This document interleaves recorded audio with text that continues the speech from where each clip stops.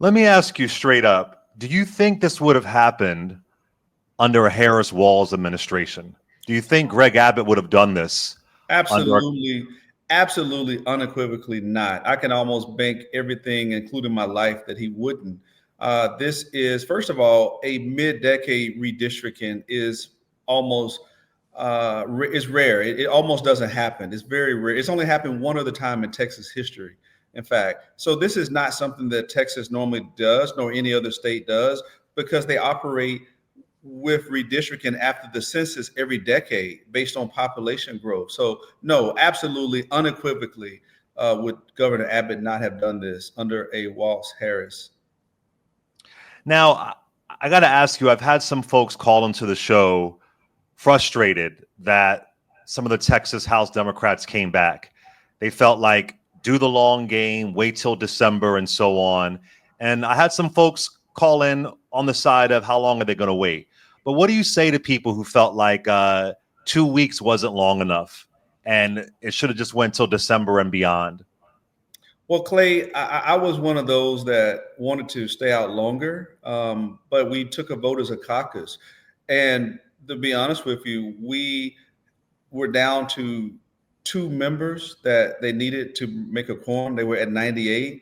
And we knew we were going to lose the long game where members were not going to be able to hold out to November or December. Governor Abbott simply could have just pushed the primary back and kept calling special sessions. So we made a decision as a caucus that we would focus on the litigation.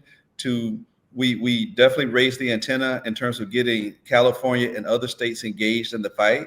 And we knew that we didn't have the numbers to stop it. So we slowed it down. We got other states engaged. Could we have waited, to December, January? Governor Abbott would have called special sessions. I don't think we could have ran out the clock. But I did think that it was important that we fight. That fight could have been extended. Personally, I prefer to stay out. But most people don't know Texas legislators make $600 a month. Yeah. So many of these members had jobs and commitments. We've already had a session where members were away from their house from January through June, and members, have kids, and some of these people are single parents. Some of these people are keeping their elderly parent with them as a caretaker. So there's a lot of different things, but it pales in comparison to our ancestors who risked it all. So for me personally, it was like, hey, I'm willing to stay out. I'm willing to make those extra sacrifices. But quite frankly, we didn't have enough members that were willing to do it.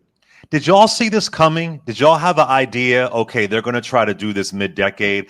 You would think they would have focused on the flooding. That's the right. With the children dying. God, Thank you for bringing that to light. But did y'all see this coming at all? Or was it a shocker when they decided to do it?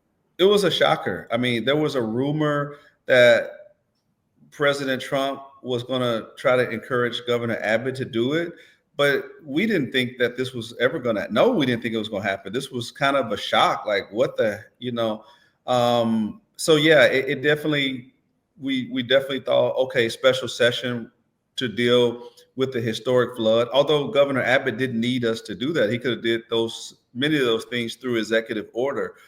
This was a sham of a special session to get us here to do President Trump's bidding.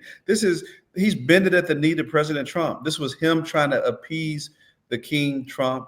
I think it's awful because the first bill of the sham special session wasn't for the flood victims. It was the racial gerrymandered redistricting bill. That was the first bill that was passed in the special session. So I think it's a sham.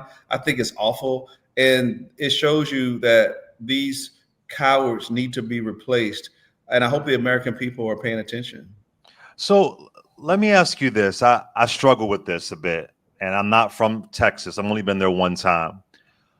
But to come more. Oh, we're gonna be there October 11th. Me and Reese Colbert, October 11th. Okay. But I think what confuses me is that the voters, folks call into the show and they complain about politicians, but I say, well, we got to vote. We got to vote in high numbers. That part. This is Colin Allred got more votes than Kamala Harris, and he still lost. Beto O'Rourke ran incredible campaigns. So how do we Why aren't people voting? Texas has the capacity to kick out Greg Abbott, to kick out Ted Cruz. They do terrible things and they are rewarded. In New York, in Jersey, we vote your ass out. Like we're fickle. So tell me what's going on. I know there's voter suppression. I get all that. Definitely. But beyond that, there's a culture. That's right. Talk to me about that. Beyond that, there is voter suppression. That's a fact. It's easier to purchase a gun in Texas than it is to vote in Texas. We have a very strict voter ID law, but take that off the table. There's too much voter apathy. Texas has more African Americans than any other state in the country. We have a large Latino population, the second only to California. We have a minority based on the 2020 census. The last census we had, 95% of the growth was based on African Americans, Hispanics, and Asians. So to your point, we are a non-voting state.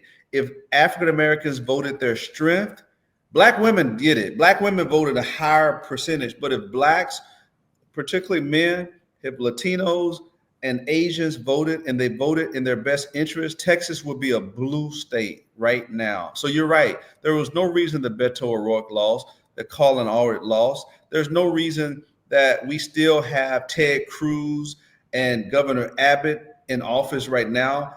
But voter apathy, too many people sit on the sidelines complaining about what's wrong instead of voting so that they can then hold us accountable. But they complain, well, why didn't y'all just stay out until infinity? And sometimes you have to flip the question back. Why didn't you just vote? Well, it's both. It's not either or, it's both. And. Absolutely. Yeah. So elected officials have to do our job, but you can't get a majority without having the numbers. In other words, I can do everything, I can kick and scream, but if I don't have the majority, if I don't have the numbers in the House and the Senate and the governor, then guess what? We're going to lose because we can't get any bills passed in the minority unless we have Republican support. They're not supporting Medicaid expansion, raising the minimum wage, voting rights. They're not supporting those things, criminal justice reform, climate. We could go on and on. They're doing just the opposite. So until people exercise their right to vote in masses and large numbers, then we're going to keep getting assaults on democracy and women's rights, reproductive rights, and attacks on LGBTQ and anti-diversity, equity, inclusion legislation. So I'm hoping that people will wake up based on Trump's overreach and everything that he's doing to take us back. But we will see when the midterms come, if people, I never would have thought he would have won again with 34 felony convictions and so much other BS that he's done. But he won. So obviously there was enough people that wanted to see him back in power. So I'm hoping that this is truly a wake-up call and we won't have this a repeat in the midterms. Texas has not went blue since Lyndon B. Johnson in 1964. Woo! I think what really is it crazy? And what really breaks my heart, right. Either was I. What really breaks my heart, Rep Reynolds, is that one of what's going to happen is the 18th congressional district that's going to be split, right? That is the seat that Barbara Jordan held, and the reason why Barbara Jordan got that seat was because Lyndon B. Johnson comes down to Texas and campaigns for her. Lyndon B. Johnson and Barbara Jordan are rolling in their graves. They're rolling in their graves. Clay, did you hear my closing speech on against House Bill 4, the racial gerrymander? Because I literally said that, I kid you not, I promise to God, I said that Barbara Jordan, Mickey Leland, Sheila Jackson Lee, and Sylvester Turner are rolling over in their grave on what you guys are doing to the 18th congressional district, a historic African-American district that was created as for Barbara Jordan after as the first African-American congresswoman in the South since Reconstruction. So I said that today. It's funny you echoed that. That's like confirmation to what I said on the floor. But I agree with you. This is a travesty. This is a shame. And we got to stop laughing when it's not funny, scratching where it don't itch, and get uncomfortable and get upset, not where we're breaking stuff, but saying no more, not on our watch, and we're going to allow them to take us back. We're going to march, and we're going to march to the polls. Yes, it's good to march in the street like we did after the death of George Floyd. But if we're not marching to the polls, this is what I tell young people: you're not finishing the job.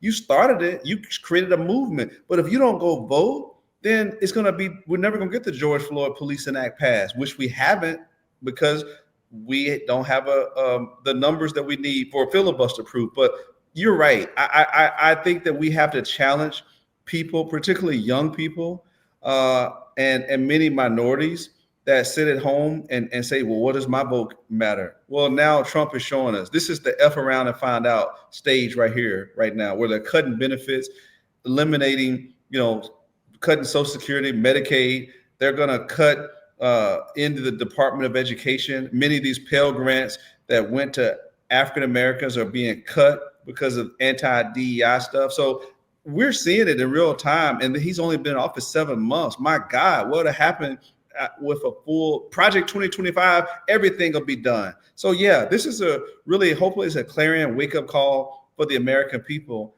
to get off their behinds and vote.